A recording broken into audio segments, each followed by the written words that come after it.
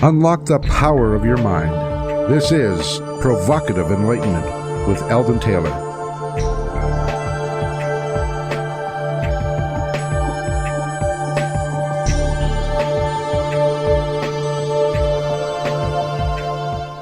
Welcome and thank you for joining us today. The next hour is devoted to learning something more, not just about the world of shoes and chips and sealing wax, as Ravinder insists I say, but about how, what, and why we believe as we do, a time for the open-minded and a time for those willing to question what they think they know or what they may believe, those willing to be uncertain for an hour.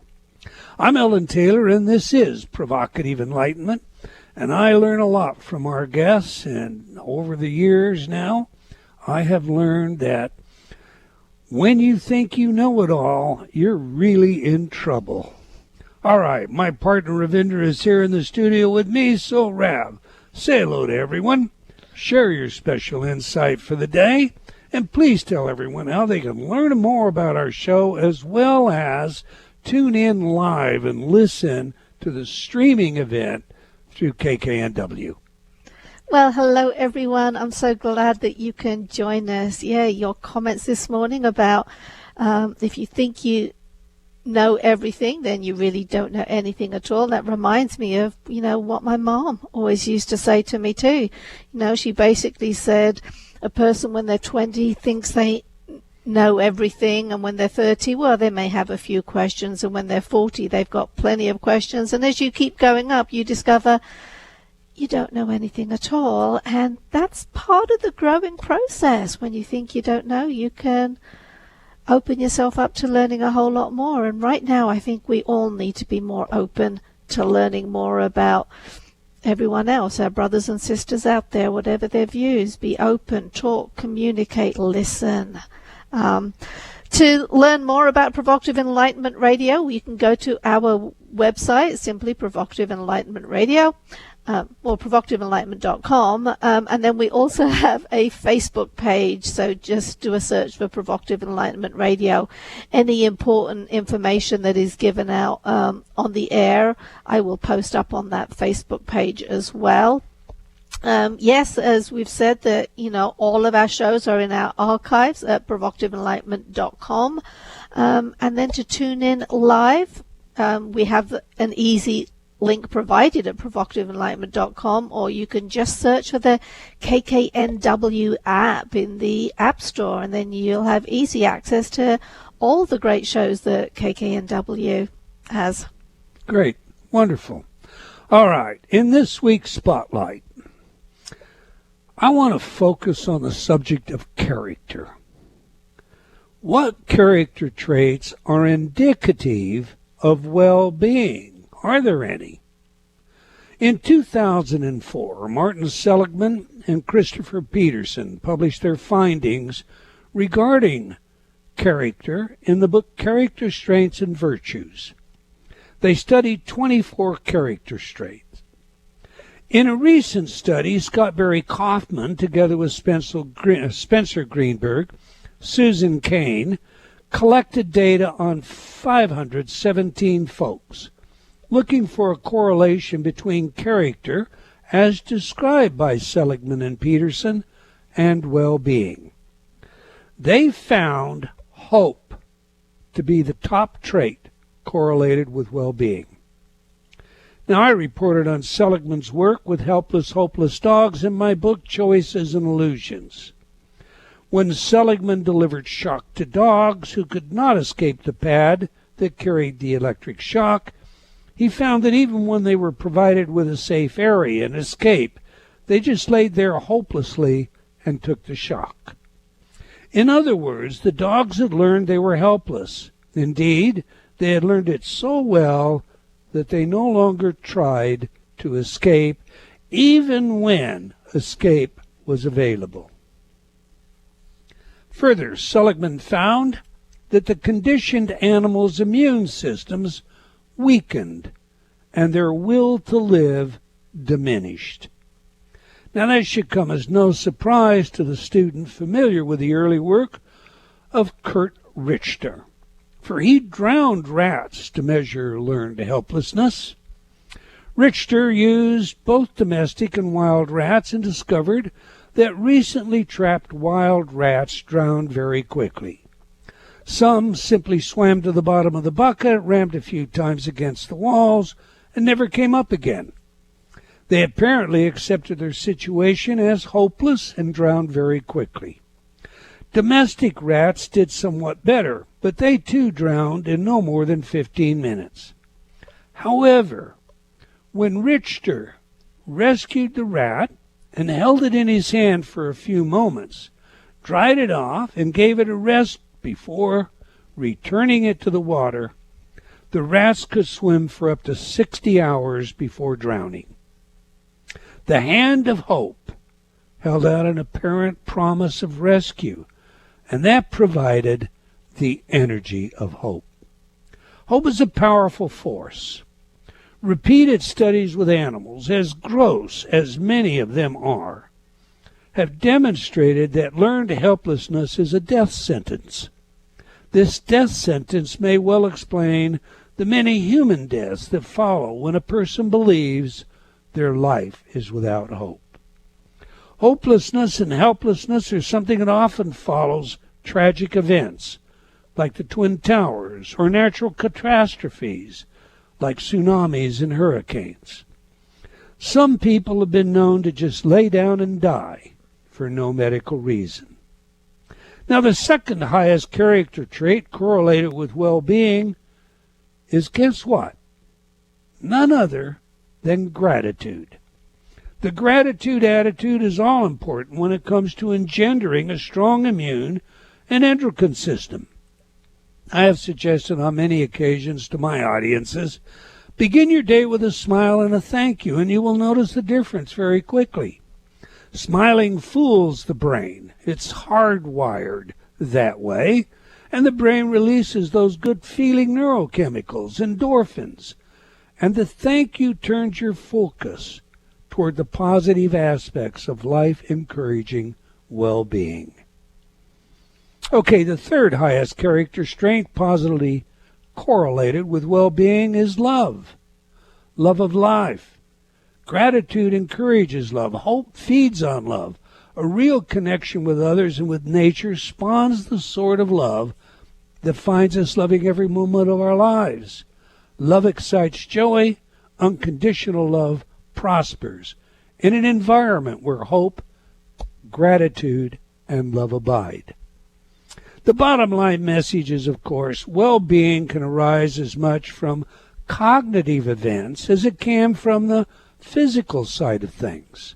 I have taught this for years, and indeed every InterTalk program includes hope, love, and gratitude messages of one sort or another.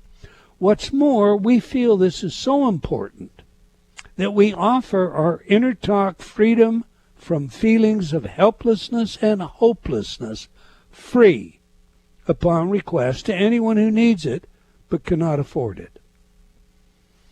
All right. Those are my thoughts, and as always, I welcome yours. There you have it, Ravinder. What are your thoughts? Well, first of all, I am purposely I'm going to tell you what I'm not going to talk about, and that is how horrible those experiments are. So that is just said. Hope is what keeps me going. I'm an optimist. I have this ability to find something positive in almost everything that goes on, and if I don't, then I'm in real trouble. So no, I think optimism, it's worked for me. So everything you say just makes perfect sense. Be grateful for what you've got. Things are so much easier for us than they are for other people. Yeah. All right, those are only 3 of the 21 characteristics that have been pulled out.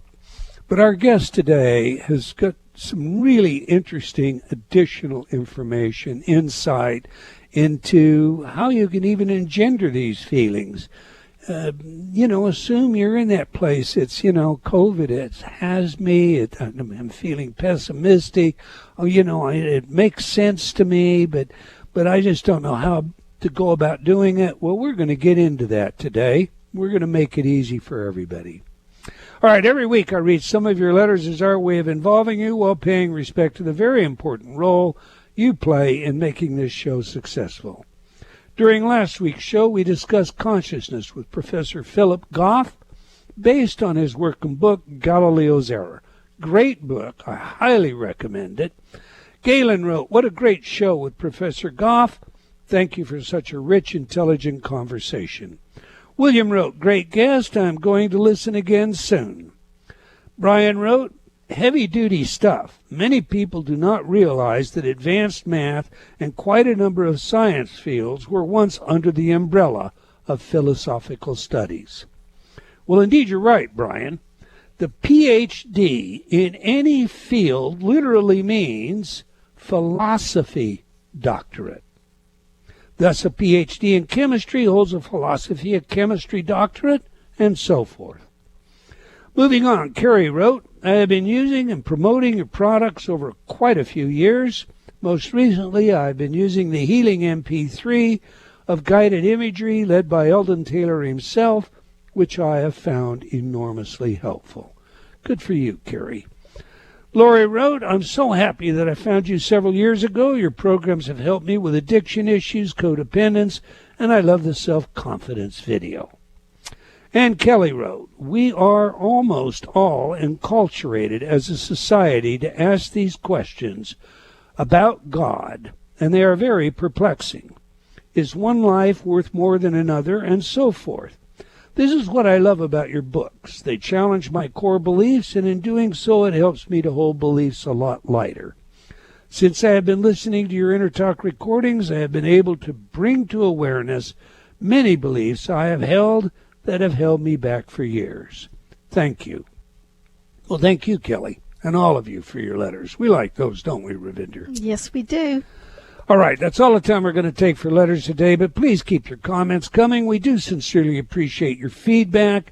You can opine by sending me an email to Eldon, E-L-D-O-N, Eldon at eldontaylor.com, or by joining me on Facebook at Dr. Eldon Taylor. Now to today's show, Growing Young, How Friendship, Optimism, and Kindness Can Help You Live to 100 with author Marta Zaraska. This is a wonderful book. In fact, I love this one so much I've already highlighted tons of it inside, and Ravinder is queued all up to get it from me as soon as the show's over. So, let me tell you a little about today's guest. Marta Zaraska is a freelance science journalist, travel writer, and ghostwriter, published in the Washington Post, Scientific America, the Boston Globe, the National Geographic Traveler. She is the author of 2 literary novels and a contributor to 2 travel books published by the National Geographic, and the author of Meat Hooked, the history and science of our 2.5 million year obsession with meat.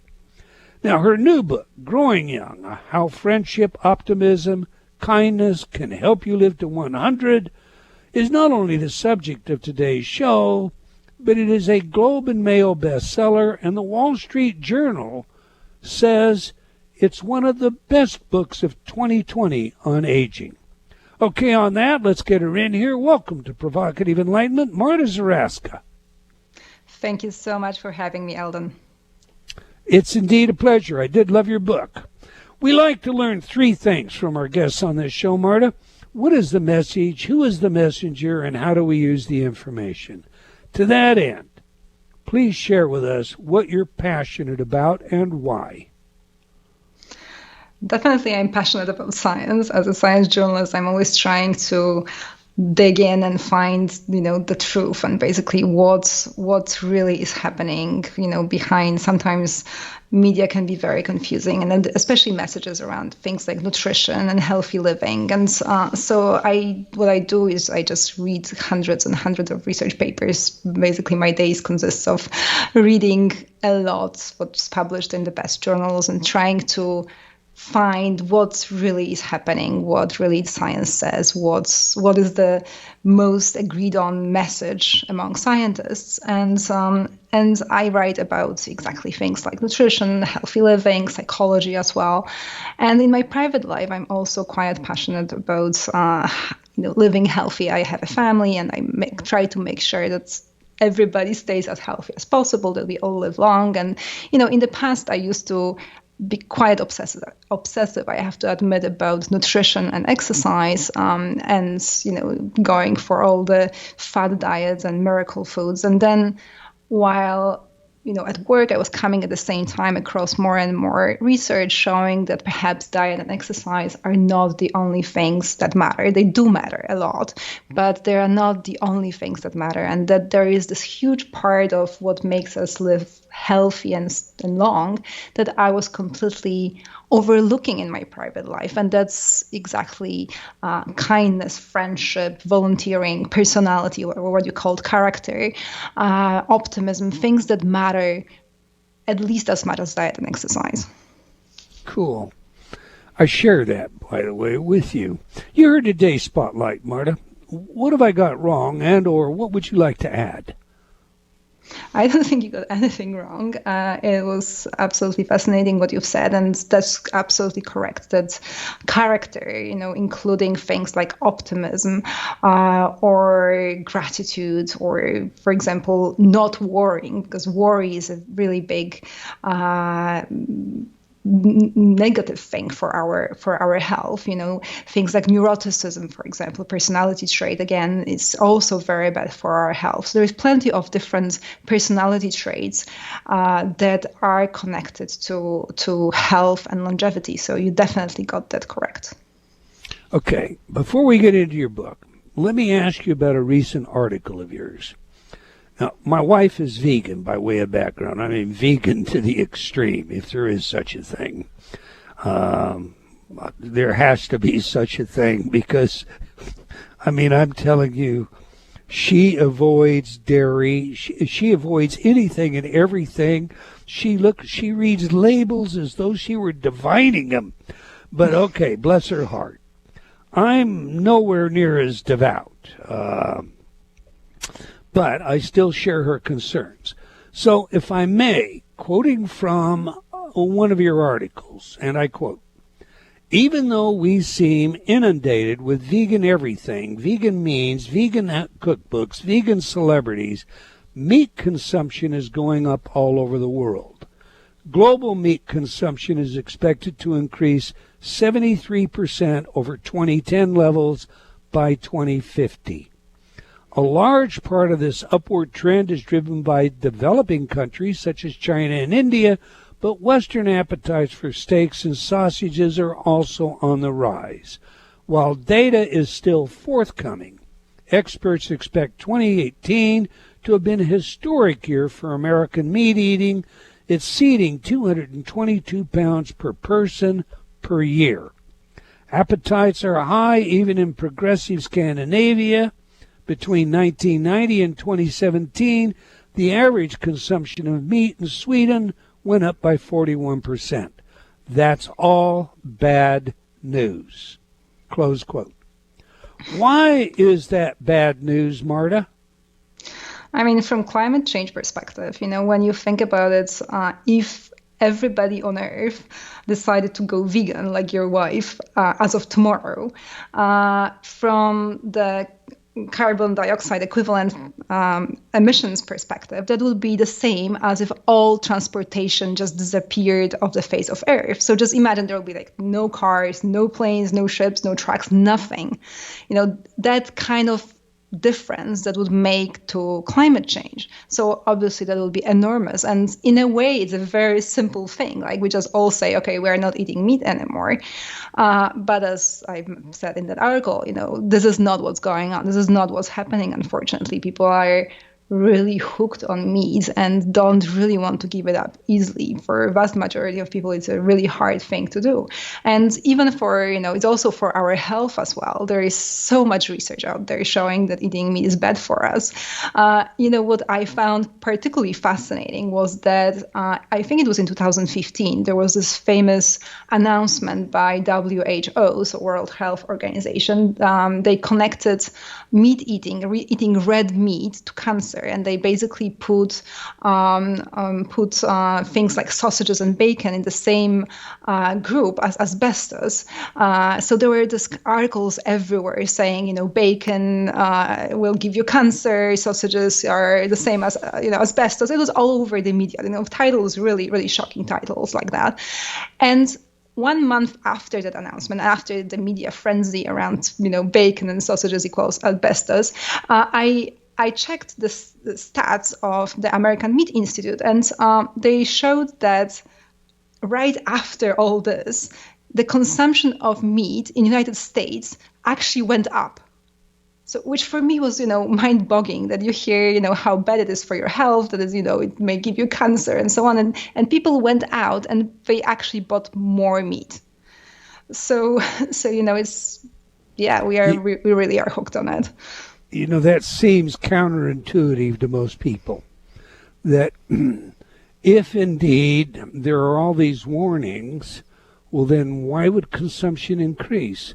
But the research is real clear there in behavioral science. You can take a medicine, and indeed, if you look historically over just the last half a dozen years, you can see this trend because advertisers are aware of it. You take a medication, the more contraindications you list as available to that medication, the more that medication is sought. It's a bit like don't touch wet paint. It seems to have exactly the opposite effect, and study after study has shown that. But if that's the case, what's the answer, Marta? To make us stop eating meat, to make humans eat less of it? For lowering meat consumption, for changing that problem, for correcting it. It's a very difficult question, that's for sure. Definitely, I think there are several different paths. For some people, talking about animal rights and ethics really works. For them, watching a movie or some documentary about animal suffering, it can turn them vegan. That works for some people. For other people, the health issues, exactly, they will make them go vegetarian or vegan. But I also believe that, what I also show in Meat Hooked, that a very large part is basically through our taste buds. And, if people can find replacements for meat that taste the same, they can change. So, and there is already in Singapore already the so-called clean meat or culture meat is already approved. So or it used to also be known as the in vitro meat, horrible name. And it's already approved. So these things are really coming to stores very soon. So maybe there is hope in that.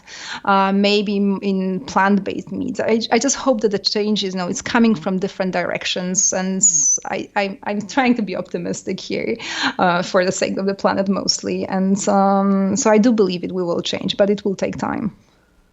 Do you think that alternative approaches like pea protein hamburgers or chicken patties, soy, meat lookalikes, meat so-called taste-alikes, do you think that actually diminishes consumption of meat? Does that work for changing people's habits, or does it have the opposite effect? It does a little bit. There is some research showing that it does change habits. They are very slowly, taking over for some people, right? There is still the vast majority who just want their meat.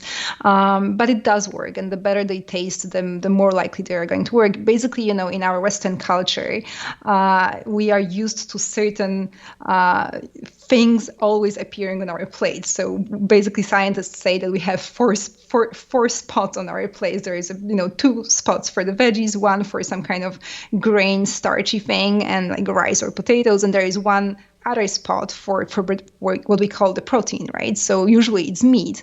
And if you take away the meat, people start to panic because they end up with having a hole on their plate and they don't know what to do with it. So actually a lot of the fact that we are not all going vegetarian stems from the fact that we just don't know how to cook vegetarian or vegan. People panic. They don't know what to eat. And so this kind of products, the protein replacements, the plant burgers, the bleeding burgers, the clean meat, cultured meat, they fill up that hole on the plate. So they make it easier for people to switch their diets, to change their diets.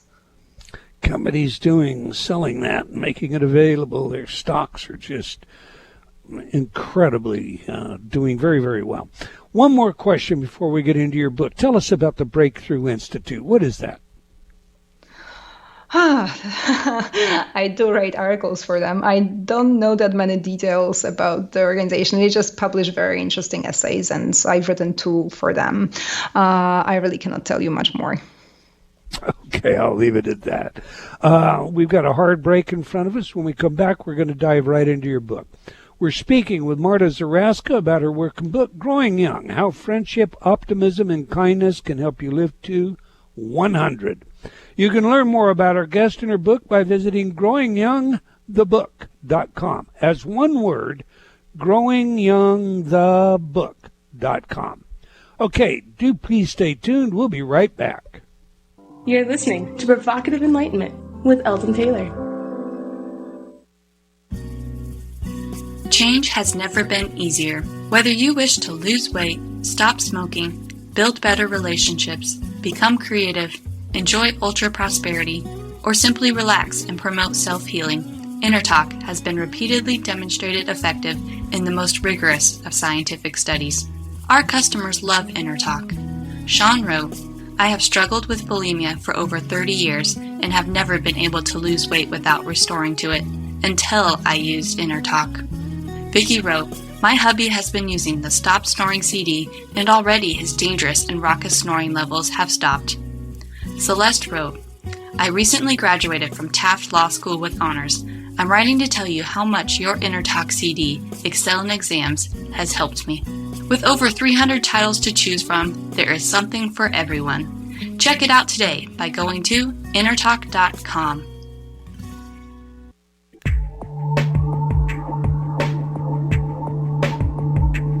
Unlock the power of your mind. This is Provocative Enlightenment with Eldon Taylor.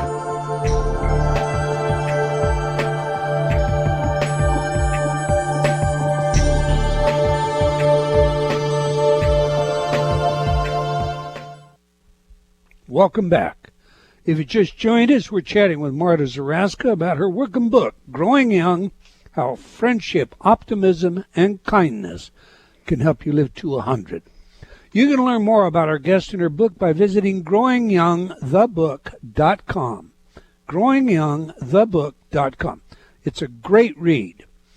All right, every week we ask our guests for their favorite music that has some real meaning to them. Music psychology is a hobby of mine and a field of research with practical relevance in many areas, including intelligence, creativity, personality, and social behavior. So now, your chosen music, Marta, is Wait For It, performed by Leslie Odom Jr. Please tell us, why is this music important to you? And more importantly, how does it inform us about who you are? I'm not sure about that particular song, but I'm generally obsessed with Hamilton, and this is the soundtrack from the musical. I just find it absolutely beautiful. The whole musical was just amazing piece of art. You're going to leave it at that, huh? All right. I'm not really a psychologist of music, so I don't know what that song tells you about me, but I just love Hamilton. All right. Let's get into your book, and let's start with some basics. You know, we're living at a time of isolation due to COVID. And research has already suggested some long-term physical and psychological problems as a result of lockdowns. In fact, you discuss your work on loneliness and how it changes genes, particularly pro-inflammatory genes. So, what are we to do? How is one to immunize themselves against these potential problems? I mean, you're absolutely correct. Loneliness and social isolation are really, really detrimental to our health. People who are lonely, they are 2.5 to 3 times more likely to die prematurely. They have higher blood pressure, and as you've mentioned, they even have different gene expression. Particularly those that play a central role in inflammation, but also in promoting cancer progression and metastasis. So it's definitely something very worrisome when we are living in the pandemic times, when we are supposed to be isolating, which we have to do to stop the spread of the virus. But on the other hand, exactly, it has all this detrimental health effects for us. I still believe, first of all, the pandemic is not a very long thing from the perspective of our lives and health. When I talk to scientists about that, they generally say that we do not worry about this kind of temporary loneliness. For example, when people move to a new city, they also often experience isolation and loneliness at the very beginning, but usually it does not have long-term detrimental effects on their health. Usually the loneliness and isolation that shows up in those health studies, the one that affects our gene expression, is a very long-term chronic loneliness, chronic isolation. So, if the pandemic lasted much, much longer, then we might start to worry, but hopefully it will be over soon, and all the effects will be very temporary and won't affect our health long-term. If it doesn't kill them in the process. That's a joke. Yeah. Listen, something that often surprises people about health and longevity is the role kindness plays. Why should we be kind, Marta, if we seek a long life? I mean, we evolved to be kind. When you think about it, we are social apes. We evolved to be with our tribe, and kindness is part of our caregiving system. Again, something that we have evolved to be mostly, first of all, able to take care of our unusually helpless young, because human babies are unbelievably helpless compared to other mammals. And so to care for them, we needed extra powers, you could say. So we have this caregiving system, which basically involves rewards parts of our brain and also some fear parts of our brain, like the amygdala, for instance, and which is linked with, for example, the sympathetic nervous system. And what happens when we care for others, whether our children or other humans, is that our stress response calms down. And it's a little bit like with putting your air mask on the plane. To be able to take care of others, first you have to take care of yourself. So you have to calm down. If you are panicking, if you are really stressed, very anxious, you are not a very good caregiver. So nature assured that to care for others, we first calm down. So our amygdala, the fear center, calms down, and the stress response, fight or flight response, calms down. We get less cortisol, for instance, in our bodies. And we also find it very rewarding, hence this involvement of all these brain reward areas. So we find caring for others de-stressing and rewarding. And what it means for us these days is that exactly when we are either kind, doing acts of kindness or volunteering or even donating money, it calms us down. It lowers our levels of our cortisol, of adrenaline, improves functioning of our sympathetic nervous system, and with all the then long-term effects on our health, like, for example, lowering the risk of cardiovascular disease or diabetes, and so on and so on. Your book assumes that we all want to live a long life. I can remember a time in my life when I didn't want to live to become old. Many young people share that view today. Why should someone desire to grow old, live into their hundreds? I mean, so if you're in your 20s and you're looking at aging and you're saying, I don't want to live to be 100, let alone 80 or 90, sell us on the idea of why we would want to live that long in the first place, please.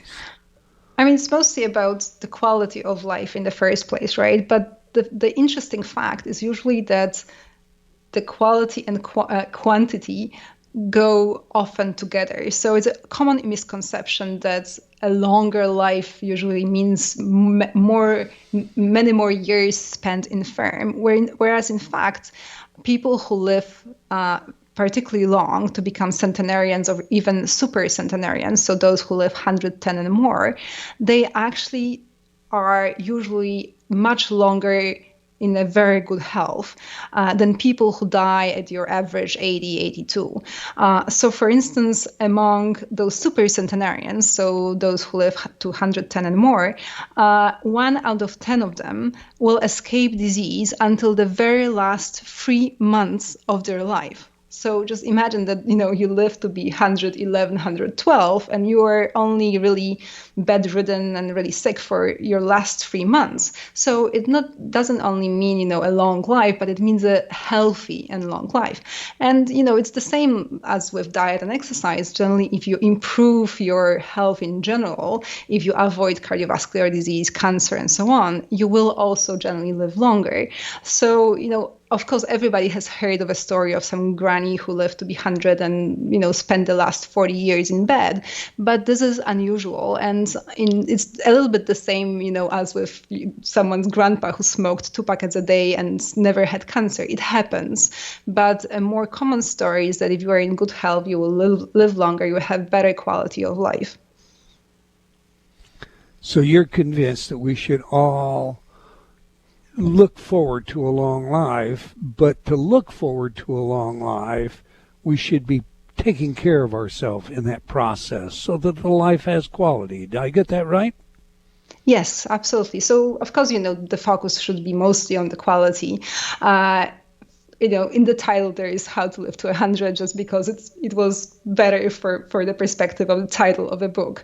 It couldn't have been too long. So, but generally, yes, it's definitely about quality. So you should strive to prevent all the diseases such as diabetes, cardiovascular disease, cancer.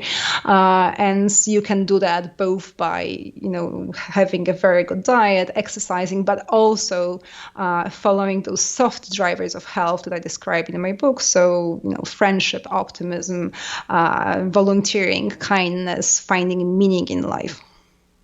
You provide a lot of tips in your book, hints and guides for how we can change from, having a more pessimistic attitude or not taking care of ourselves. But I think the most surprising of all, to me, is when you talk about looking your dogs in the eye. Tell us about that. Yes, that's a very popular tip, and it's about oxytocin. So this so-called love hormone, as it's very often called, although it's more complicated, just being love hormone. But it's one of our social hormones, and it gets released, for instance, when you're holding hands with your beloved, or you're hugging a friend, or you're looking someone else into their eyes or into your dog's eyes. And on one hand, oxytocin makes us feel connected. And on the other hand, it has also very direct physiological effects on our bodies. For example, it has anti-inflammatory properties. It promotes bone growth. And it is true that there were studies showing that if you look into your dog's eyes, both you and the dog get the oxytocin boost. Oxytocin, of course, that feel-good love chemical. Here's a good one for you. Why is sex good for longevity, and is it just as good if it's, masturbation?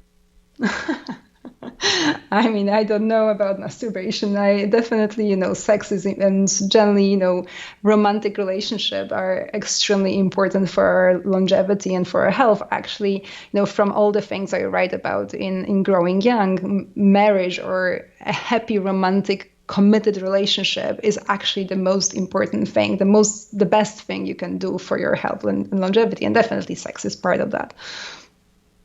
So is living together just as good as being married for your health? I mean, it depends. So generally research shows that if a couple is committed, and that means that they are planning to stay together for better or for worse, you can say until death do us part, whether it's formally a marriage or not, then they get all these benefits from the relationship. But when they just live together, but they don't really know where it's going, then you don't have the same level of benefits for your health. I have a counselor friend, Marta, who I try and encourage him to work out some because he's got a bit of a weight problem and blood pressure's high. But he's too busy. And he tells me he's too busy because he spends most of his workday counseling, helping people.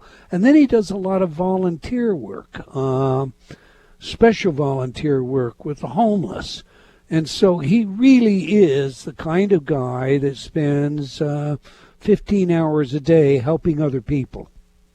What's more important, exercise or helping other people? I mean, they are both. Actually, they are on the very same level of benefit for your body. So, for instance, volunteering can reduce your mortality risk by about 22%. And that's about as much as eating 6 or more servings of fruit and vegetables a day, or more or less the same as exercise. So, but of course, the best for your friend would be if he still exercised, right? So if he did the volunteering and found some time to do some exercise at least. But certainly, if he's not exercising, the volunteering does offset some of the downsides of him not exercising.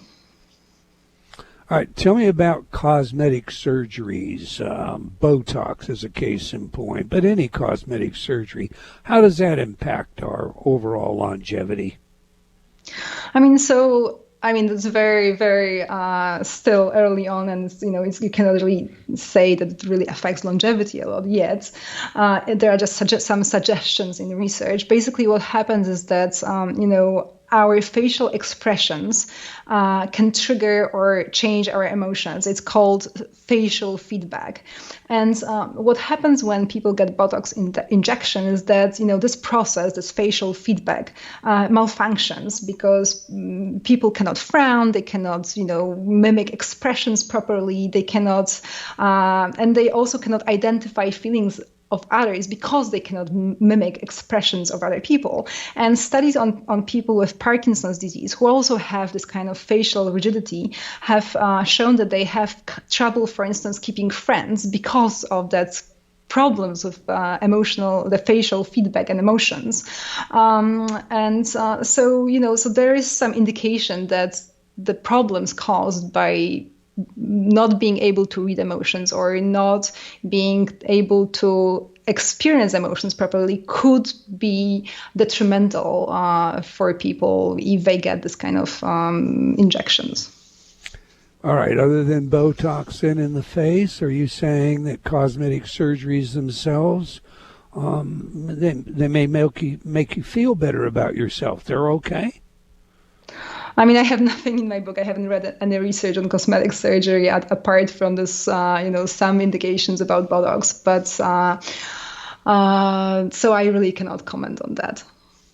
All right. I read a study today, brand new study on linguistics. And of course, linguistics impact the brain. Language affects the brain very directly.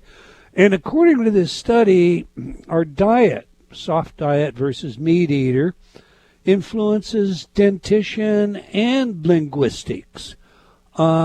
Is that another reason we should be thinking about soft diets? Well, okay, I would have to see the study myself. I admit I have not read it and I haven't ever seen anything on that topic. So I really would have to see the study first. All right, it's a brand new study, University of Miami. Well, it's not brand new, but you can find that in Science Daily or in the journal itself on linguistics. You've already suggested to us that kind people live longer. But when you look around the world, that doesn't seem to be necessarily so. Where do you get that data from? I mean, from research, but why do you say that it's not necessarily true that kind people live longer? Well, the general caricature, if you will, of that older person, that grouchy, nasty senior who's got no time, no use for younger people or for their music or for their way of doing things. That seems to be a generalized view. We have exceptions, but if you talk to any young person, their view of that older generation is close to what I just described. So that's why I say, where did you get data to suggest that the older people, those people that live into their hundreds, are really kind people? I mean, first of all, it may be just pure misconception that, and stereotype that old people are grouchy also can be cultural as well. This kind of misconceptions, they're not necessarily true at all. But the second thing, the people who even maybe very grouchy when they're 100, maybe they were very kind when they were in their 30s, 40s, and 50s, But generally, there is research showing, also randomized experiments showing that performing acts of kindness has beneficial effects on our physiology.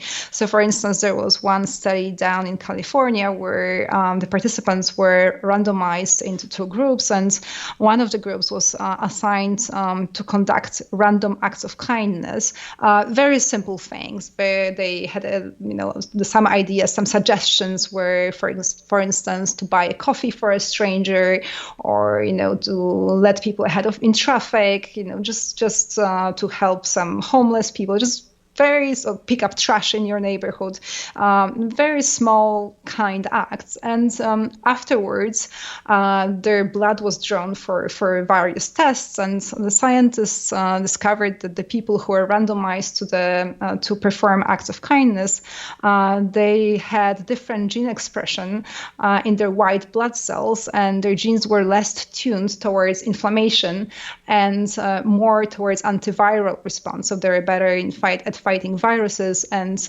less prone to inflammation, which of course in long term can lead, for instance, to diabetes and cardiovascular disease.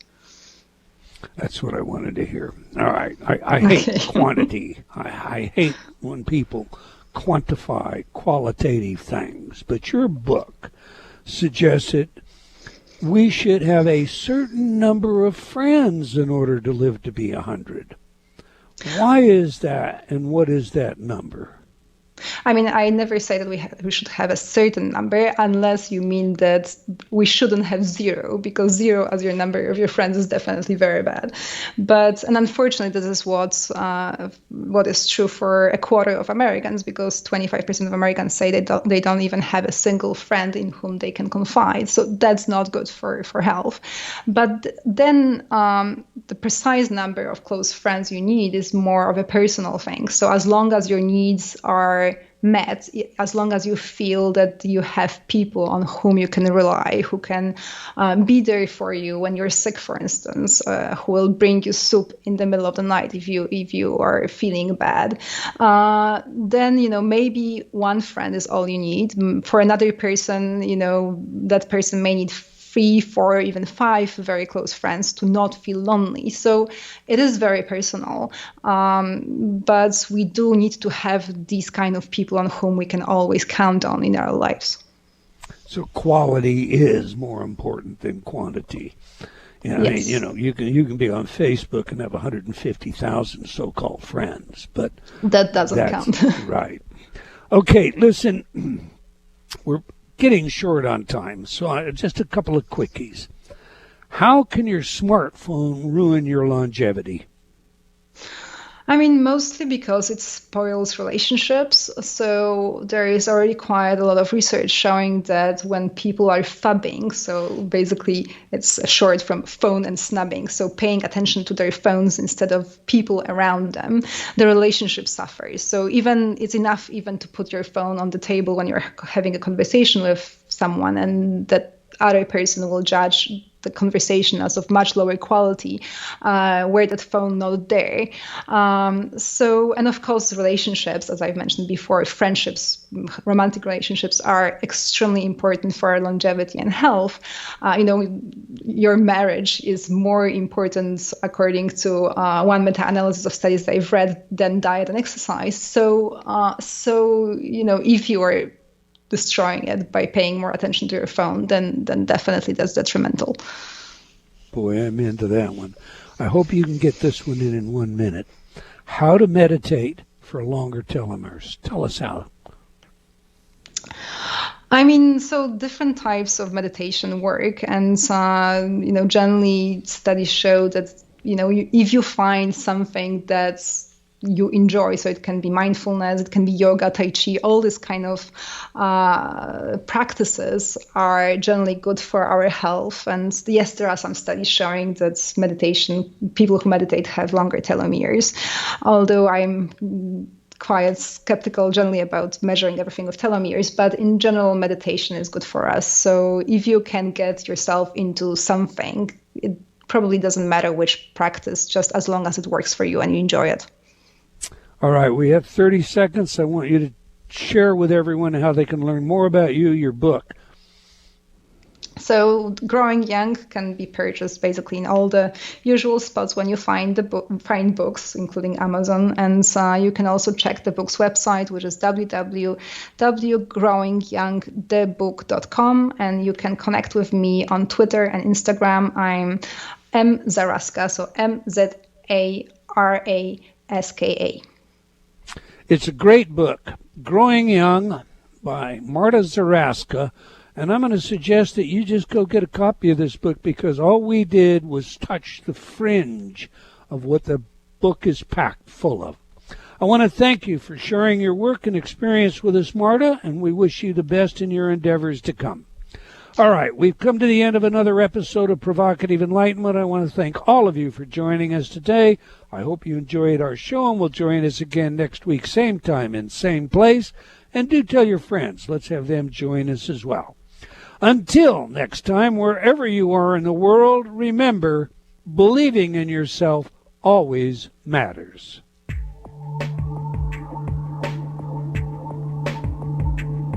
Provocative Enlightenment has been brought to you by Progressive Awareness Research and other sponsors. Provocative Enlightenment is a syndicated show and appears on other networks. For a schedule of show times, visit provocativeenlightenment.com.